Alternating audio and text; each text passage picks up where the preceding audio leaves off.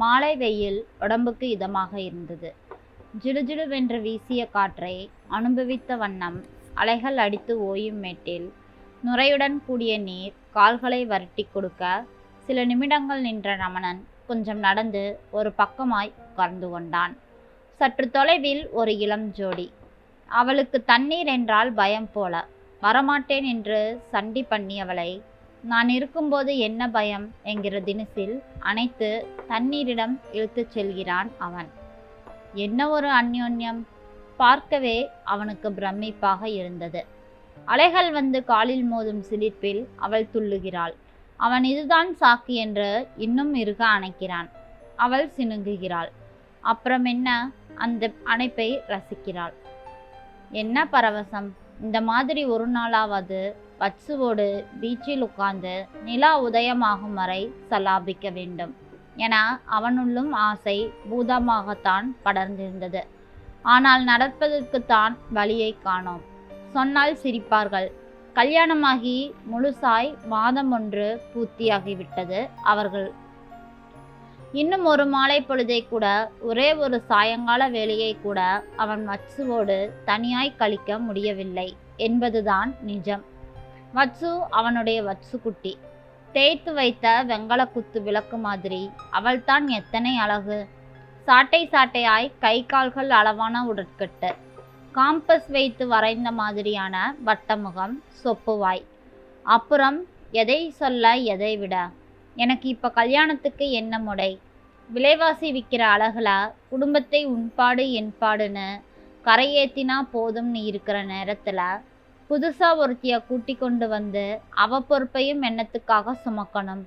2 மாதங்கள் முன் அம்மா நல்ல இடம் ஒன்று வந்திருக்குதுடா ரமணா என்ற போது எப்போதும் சொல்லும் சாக்கை அவன் தட்டி கழிக்கவே பார்த்தான்.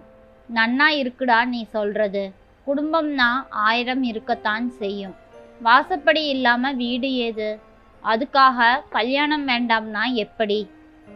உனக்குன்னு ஒருத்தி வந்து உனக்குன்னு ஒரு குழந்தை காலாகாலத்துல பிறக்க வேண்டாமா? இந்த மாசியில உனக்கு 34 முடிய போகுது. இந்த இடம் நல்ல இடம். பொண்ணு கண்ணுக்கு நன்னா இருக்கா. ஏதோ நம்ம அந்தஸ்துக்கு தகுந்தாப்புல சீசனத்தை செய்யறேங்கிறான். பொண்ணை பார்க்காமலே மாட்டேன் வேண்டாம்னா எப்படிடா? மேற்கொண்டு அம்மாவோடு தர்க்கம் பண்ண விரும்பாமல், சரி சரி தனதனக்காத, பொண்ணு பார்க்க வரணும் அவ்வளவுதானே, வரேன் என்று சொன்னாலும் மனசுக்குள் பெண் கருப்பு குட்டை என எதையாவது சொல்லி இத்தனை வருஷங்களாய் பல இடங்களை தட்டி கழித்தது போல இதையும் உதறிவிடலாம் என்ற நம்பிக்கைதான் ரமணனுக்கு வந்தது. மறுநாள் பொண்ணையும் பார்க்க கிளம்பியாச்சு. பின்னை கல்யாணம் அது இதுன்னு என்பதுக்கெல்லாம் ஆசைப்படும் திதியில அவன் இருந்தான். அப்பா இல்லாத குடும்பம், கணவனை இழந்து சின்ன பிள்ளை கண்ணனோடு அம்மா வீட்டில் 4ஆம் வருஷம் தஞ்சம் புகுந்து விட்ட அக்கா, பிகாம் படிக்கும் தம்பி சங்கர், SSLCயில் கௌரி, அம்மா வீட்டின் சீமந்த புத்திரனான இவன். இத்தனை பேர்களும் மானமாய் வாழ வழி பண்ணுவது இவன் கிளர்க் உத்தியோகம். 410ம் அக்கா டீச்சராய் தொண்டை தண்ணீர் வற்றி கத்த சம்பாதிக்கும் 160ம் தானே. இதில்தான் சாப்பாடு, வாடகை, மற்ற போக்குவரத்து செலவுகள். இதில் மிச்சம் பண்ணித்தான் கௌரிக்கு ஒரு வழி செய்ய வேண்டும். திடுமென்று வந்த வியாதி, உடம்பு என்றால் சமாளிக்க தெரிய வேண்டும். எவ்வளவு இல்லை, வாடகையே பகாசூரன் மாதிரி 140 விழுங்குது. மயிலாப்பூர் மாடவீதியில் குடித்தனம் பண்ணுவதற்கு இது ரொம்ப மலிவுதான். அப்பா இருந்த நாட்களிலிருந்து கிட்டத்தட்ட 15 வருடங்களாய் இந்த போர்ஷனிலேயே இருப்பதால் வீட்டுக்காரர் தாறுமாறாய் வாடகையை ஏற்றாமல் இருக்கிறார். கடை, கன்னி, கோவில், பஸ் ஸ்டாப் எல்லாம் கிட்டத்தில் இருக்கிற சௌரியம். இடம் என்னவோ ரொம்ப சின்னது. மாடி ஏறினால் ஒரு சின்ன நடை, தொடர்ந்து பெருசாய் கூடம், பின்னால் சமையல் கட்டு, அதையும் தாண்டி தனி குளியலறை, டாய்லெட். தனக்கு இப்போதைக்கு கல்யாணம் வேண்டாம் என்று ரமணன் மறுத்ததற்கு இந்த வீடும் ஒரு காரணமே. இருப்பதோ ஒற்றை கூடம். சாப்பாடு, படுக்கை, படிப்பு எல்லாம் இதில்தான். புதுசாய் கல்யாணம் பண்ணி கொள்கிறவர்களுக்கு ஏது இடம்? வாசநடையில் படுத்துக்கொள்ளலாம் என்றால் அதற்கு கதவு கிதவு ஒன்றுமில்லை. சமையல் கட்டை உபயோகிக்கலாம் என்றால் இரவில் பாத்ரூம் போகிறவர்கள் சமையல் கட்டை தாண்டித்தான் போக வேண்டும். அப்புறம் எப்படி? இத்தனை வருஷங்களாய் அம்மாவை சமாளித்த தினுசில் இந்த முறையும் எய்த்து விடலாம் என்ற ரமணனின் எண்ணிக்கு பெப்பே காட்டிய பெருமை வத்சலாவின் லட்சணமான தோற்றத்தையே சாரும். நிமிர்ந்து பார்த்தவன் பிரமித்துத்தான் போனான். இத்தனை அழகையும் கட்டியாலும் பாக்கியம் எனக்கா? இந்த வெள்ளை தோளும் செதுக்கின உடம்பும் எனக்காகவே செஞ்சது போல இருக்கே. மனசில் அடியில் உறங்கிக் கொண்டிருந்த ஏக்கங்கள் மெதுவாய் விழித்து கொள்ளவே அவளை பார்த்ததும் அவனுக்கு பிடித்து போய்விட்டது. அன்றிரவு அம்மாவிடம் சம்மதத்தை தெரிவிக்க இதோ வத்சு இவன் மனைவியாகி மாசம் 1 ஓடிவிட்டது. கல்யாணம் நிச்சயமான கையோடு அம்மா ஒரு தச்சரை அழைத்து 10 கள்ளி பெட்டிகளை வாங்கி வந்து கூட்டத்தில் 8 அடிக்கு 8 அடி என்ற சின்னதாய் ஒரு தடுப்புச் சுவர் எழுப்ப சொன்னாள். கல்யாணமான மறுநாள் கட்டுசாத கூரையுடன் வந்திறங்கின பிறகு இதுதான் இவர்கள் அறை ஆயிற்று. 2 பெட்டிகளை ஓரமாக வைத்து சம்மந்தி தைத்து தந்திருந்த மெத்தைகளை விரித்து 4 மல்லிச் சரங்குகளை குறுக்கும் நெடுக்குமாக கட்டி அவர்களின் வாழ்க்கை இனிதே ஆரம்பமாகியிருந்தது. ஊதுபத்தி கொளுத்தி பூஜாவில் பால், தட்டில் பழம், ஜாங்கிரி வைத்து அம்மாவும் அக்காவும் ஜோடித்திருந்த இந்த அறையில்தான் அவர்களுடைய சாந்தி முகூர்த்தம் நடந்தது. மேல்விட்டம் வரைக்கும் உயராத 6 அடி மரத்தடுப்பு என்பதால் சின்ன குரலில் பேசினாலும் வெளியில் கேட்டுவிடும் என்ற பயம். விளக்கை போட்டுக்கொண்டு நடையில் பரீட்சைக்கு படிக்கும் சங்கர், அதே கூடத்தில் மருமானை அணைத்தபடி தூங்கும் கௌரி. 10 அடி தள்ளி இருந்த சமையல் கட்டில் அம்மா அக்கா. முதலாவது இரவாவது மண்ணாங்கட்டி. என்னவோ தப்பு பண்ணுவது போல என்ன வேண்டி கிடக்கு. 4 நாட்கள் ஆவதற்குள் சலிப்பும் ஏக்கமும் மொத்தமாய் ஆட்டுவிக்க ரமணி சதா மனசுக்குள் குமையத் தொடங்கியது வாட்சவம்தான். பந்தாய் மனைவி பூச்சூடி வர அதில் முகம் பதித்து மகிழ்ந்தால் எப்படி இருக்கும் என்பதை கற்பனை பண்ணுவதோடு நிறுத்தி கொள்ளவே அவன் பழகி கொண்டான். 1 ரூபாய்க்கு பூ வாங்கினாலும் சாமி படங்களுக்கு கொஞ்சம், கௌரிக்கும் கொஞ்சம் என்று போனால் பாக்கி விரக்கடை அளவுதானே வத்சுவுக்கு தீரும். அப்புறம் பெருசாய் பூ என்ன? சினிமாவுக்கு மனைவியை அழைத்து போக வேண்டும் என்று ஏக துடிப்பு அவனுள் இருந்தது. ஆனால் முடியுமா? அம்மா அக்கா தம்பி கிளம்பாவிட்டாலும் கௌரியும் கண்ணனும் முதலில் தயாராவது நிச்சயம். புது மனைவியுடன் முதல் சினிமா. பால்கனி டிக்கெட் எடுக்காவிட்டால் எப்படி? நாளை 2.5 ரூபாய் டிக்கெட் எடுத்தால் 10 ரூபாய். அப்புறம் போக வர பஸ் செலவு. அங்கு பாப்கார்ன் சோடா என்று எதையாவது கண்ணன் இழுத்துவிடும் செலவு. ஆக 20 பழுத்துவிடும். அப்பாடி, 20 ரூபாயா? இருந்தால் 4 கிலோ துவரம்பருப்பு வாங்கலாமே. பீச் கோவில் போக பணம் காசு வேண்டாமே? போய் வரலாமே என்றால் அத்தனை பேர்கள் இருக்கும் வீட்டில் அவளை மட்டும் கூப்பிட்டு போவதா? நான் கூசுகிறது. குழந்தை குட்டிகளை வீட்டில் விட்டுவிட்டு அப்படியாவது என்ன பீச் என்று மனசில் என்னமோ நெருடுகிறதே. என்ன கல்யாணம், என்ன பொண்டாட்டி? நினைத்தபோது மனைவியின் கையை பிடித்து சீண்ட முடிவதில்லை. நினைத்தபோது ஒரு வார்த்தை பேச முடிவதில்லை. இதெல்லாம் கூட வேண்டாம் ஐயா.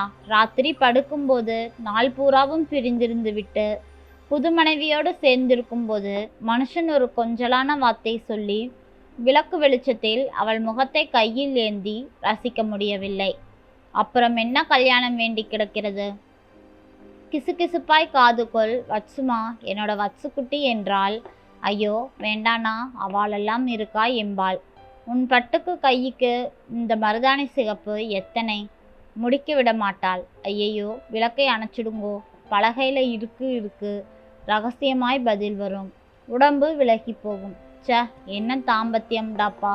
ருசி காணாதவரை எந்த கஷ்டமும் இல்லை. ஆனால் இப்போது எத்தனை வேதனை, எத்தனை அவஸ்தை. இருட்டி விட்டது. ரமணன் மணலை தட்டி விட்டு கொண்டு வீட்டிற்கு கிளம்ப எழுந்தான். சலிப்பு மாறாத மனசுடனேயே நடந்து போய் வீட்டு மாடிப்படிகளில் அவன் ஏறும் பொழுது 7 அடிக்கு 5 நிமிஷங்கள் இருந்தன. வழக்கத்துக்கு மாறாக வாசக்கதவு தாளிடப்பட்டிருந்தது. தட்டினான். யாரு? ஜன்னல் வழியாக நிலாவாக வத்சுவின் முகம்.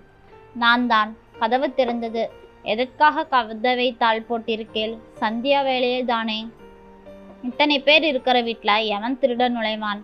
பேசிக்கொண்டே சட்டையை கழட்டினவன் நிமிர்ந்து நன்றாய் மனைவியை பார்த்த பொழுது அந்த முகத்தில் ஏதோ வித்தியாசம் தெரிந்தது.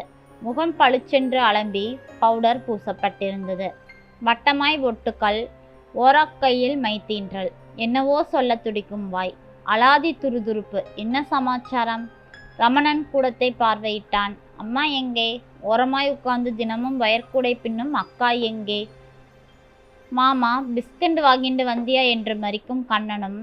கண்ணன் பள்ளிக்கூடத்தில் பெற்றோர் தினமாம். அக்கா கௌரியுடன் போயிருக்காளாம். சங்கர் கீழ்வீட்டு மாமாவுடன் ஆர்ஆர் சபாவில் ஓசி நாடகம் பார்த்து கொண்டு வர போய்விட்டான். அம்மா கோவிலுக்கு வாரியார் கதை கேட்க போய்விட்டார்கள் என்றாள் வசு. இதயத்திற்குள் ஏதோ ஜிங் என்றது ரமணனுக்கு. அப்படியென்றால் வீட்டில் அவனும் தானா? கடவுளே, 1 மாசமாய் தவம் பண்ணிய சமயம் கண்முன் நின்று வா வா என்கிறதா? 1/4 மணி நேரமாய் வத்சு தனியாய் இருந்திருக்கிறாளா? 15 நிமிடங்கள் அநியாயமாய் வீணானவா? சடக்கென்று வத்சுவை மார்போடு சேர்த்து அணைத்து கொண்டான். நீயும் நானும் மட்டுமா இருக்கோம் வத்சுமா? நாம மட்டுமா? திரும்ப திரும்ப சந்தோஷம் தாங்காமல் கேட்டவன் என்னவோ நினைத்து கொண்டது போல பர்ஸை எடுத்தான். சில சில்லறைகள் எடுத்துக்கொண்டு பூ வாங்க கிளம்பிவிட்டான். 5 ரூபாயும் கொஞ்சம் சில்லறையும் தான். கதவை தாள் போட்டுக்கோ, இதோ வந்துடுறேன் என்று சொல்லி 2 எட்டு போனவன் நின்றான். திரும்பி வந்து மனைவியின் கையை பற்றி லேசாய் அழித்து, தோ ஓடி வந்துடுறேன், நீ அதுக்குள்ள நலங்குக்கு கண்டிட்டியே, அந்த நைலான் புடவையை கட்டிண்டு ஜம்முன்னு இரு என்ன என்று கூறிக்கொண்டே 4 படிகளாய் கீழே இறங்கி ஓடினான். 1 ரூபாய்க்கு பூ, திருநெல்வேலி அல்வா 100 கிராம், பக்கோடா 1/4 கிலோ போதும். பொட்டலங்களோடு ஓட்டமும் நடையுமாய் வந்தவன் வத்சுவை பார்த்ததும் அப்படியே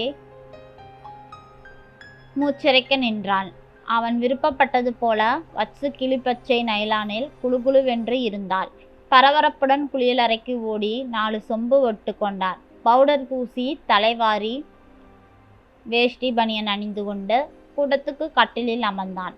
அவனுடைய செய்கைகளை வெக்கத்தோடு பார்த்தபடி நின்றிருந்த மனைவியை இழுத்து கிட்டத்தில் அமர்ந்து கொண்டான்.